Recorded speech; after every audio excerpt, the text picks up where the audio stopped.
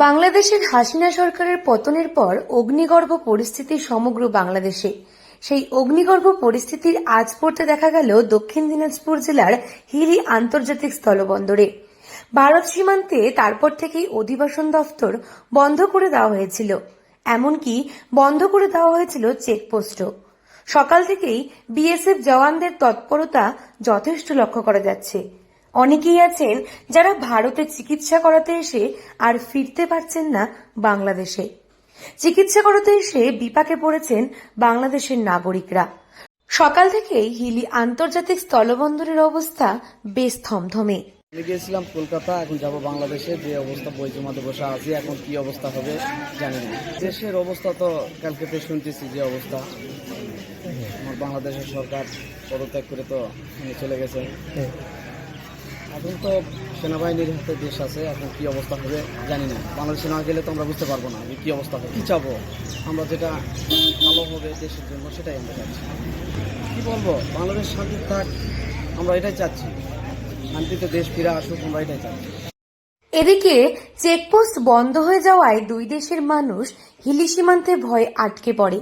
তবে আজ বাংলাদেশের প্রতিনিধি দল ও বিডিআর ভারতের হিলি সীমান্তে এসে বৈধভাবে যাতায়াত ও বহির্বাণিজ্য শুরু করার জন্য অনুরোধ জানায়।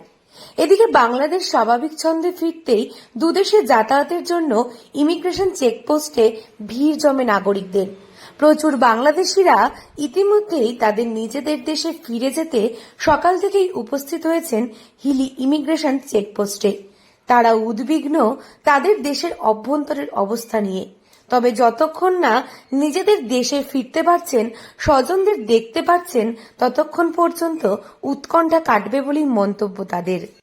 কিন্তু সমস্যা এটা, আমরা অনেক সকালে এসে বন্ধ পাইছিলাম, এই কারণে আমাকে খাওয়া দাওয়া হয় না। আমরা খুব একটা ভালো নাই, শরীরে অসুস্থ। উৎকণ্ঠায় ছিলাম যে কখন খুলবে আর কি। বাংলাদেশের পরিস্থিতি কিরকম তা তো বুঝতে পারবো। ভারতে আমরা কলকাতায় আছি, বগুড়া। আমরা চিকিৎসার জন্য আমার ভাইরা ক্লিয়ার ছিলাম। চিন্তা হচ্ছিল তো, পরিবারের সঙ্গে কথা হয়েছে। বাংলাদেশের ভয়াবহ পরিস্থিতির জেরে পরিবারের আতঙ্কের কথা ভেবেই ভারত ছেড়ে বাংলাদেশে ফেরার চেষ্টায় রয়েছেন অনেকেই।